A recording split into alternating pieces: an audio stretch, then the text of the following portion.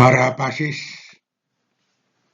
hari ini kita akan membahas lagi mesin penggerak utama, yaitu pertemuan keempat, turbin uap menggerakkan listrik kapal, bidang studi ATT 2. Pengantar, turbin uap digunakan sebagai salah satu pembangkit tenaga listrik di kapal, mengubah energi panas dari uap menjadi energi mekanik, lalu menjadi energi listrik. Umumnya digunakan di kapal besar, atau kapal tanker, atau kapal perang, atau kapal LNG. Kita lihat di gambar prosesnya. Boiler, kemudian uap dihasilkan oleh boiler. Uap yang berketekanan tinggi, yang disebut uap panas lanjut, atau uap kering. Kemudian menggerakkan turbin dan memutar roda turbin. Kemudian generator diputar, menghasilkan energi listrik. Kemudian sisa uapnya yang tekanannya sudah rendah mengalir ke kondensor. Ke kondensor didinginkan, kemudian diisap oleh pompa namanya kondensat pump, masuk ke tangki, dan selanjutnya diisap oleh pompa untuk mengisi kembali ke dalam ketel uap. Ini disebut air pengisian ketel uap. Prinsip kerja turbin uap: air dipanaskan dalam boiler menjadi uap bertekanan tinggi, dari uap basah menjadi uap jenuh dan menjadi uap panas lanjut. Uap diarahkan ke turbin, memutar turbin.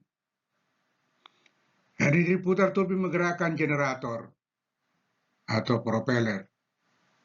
Generator menghasilkan listrik AC, alternating current, untuk sistem kapal. Komponen utama, boiler, menghasilkan uap dari air menjadi uap panas lanjut. Turbin uap mengubah tekanan uap menjadi gerak rotasi. Kondensor mengubah uap kembali menjadi air. Pompa air ulang atau pipe pump mengembalikan air ke boiler. Generator mengubah energi mekanik menjadi energi listrik. Diagram sistem dasar termodinamika. Sistem turbin uap dasari siklus Rankine. Siklus Rankine, penyerahan panas isobarik 1 dan 2, kemudian ekspansi namanya adiabatik 2 dan 3, pembuangan panas namanya isobarik 3 dan 4, kompresi namanya isotropik 4 dan 1. Uap dengan suhu dan tekanan tinggi masuk ke turbin. Turbin berputar hingga ribuan putaran atau revolution per menit. Generator yang terhubung menghasilkan listrik, jadi bisa dipasang bersamaan dengan penggerak utama, turbin, dan generator.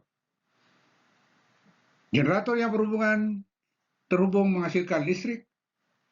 Listrik disalurkan ke switchboard untuk kebutuhan sistem kapal, yaitu navigasi, pencahayaan, mesin bantu.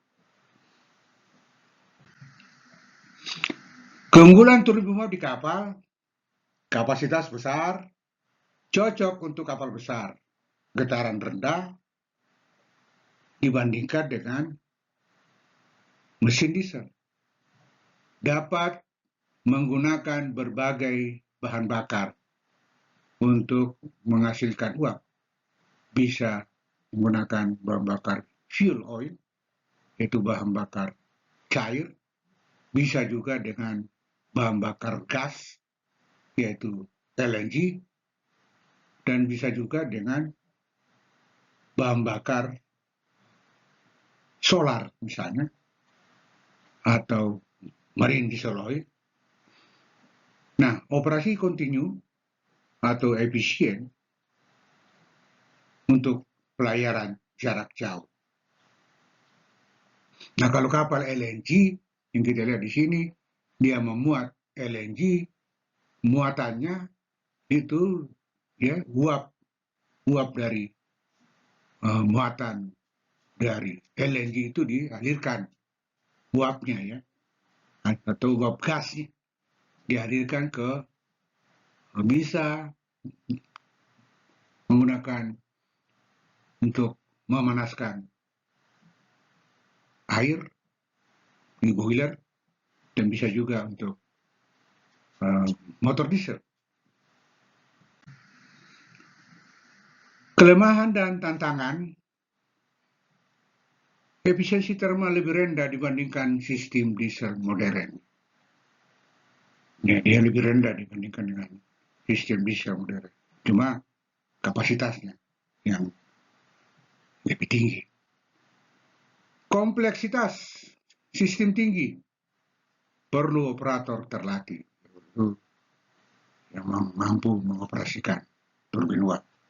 Perawatan mahal, kebutuhan ruangan besar di ruangan mesin. Makanya memang harus kita lihat saja mesinnya besar begini, turbinnya jadi dia ruangannya, apalagi ada ketel uap, sehingga memerlukan ruangan yang besar. Aplikasi di kapal tanker besar, yaitu PLCC, OLCC, kapal LNG carrier, kapal induk, dan kapal perang atau naval steam propulsion. Nah, beberapa kapal kargo generasi lama yang DWT-nya lebih besar. Kesimpulan, turbin uap relevan sebagai sistem pembangkit listrik di kapal besar. Teknologi ini mengandalkan prinsip termodinamika dan konversi energi. Efisiensi dan keandalan sistem bergantung pada perawatan dan pengoperasian yang tepat. Demikianlah yang saya sampaikan. Jadi turbin uap bisa digunakan untuk penggerak utama maupun untuk generator dan pesawat-pesawat lainnya yang disebut pesawat bantu. Terima kasih. Sampai ketemu pada pertemuan berikutnya.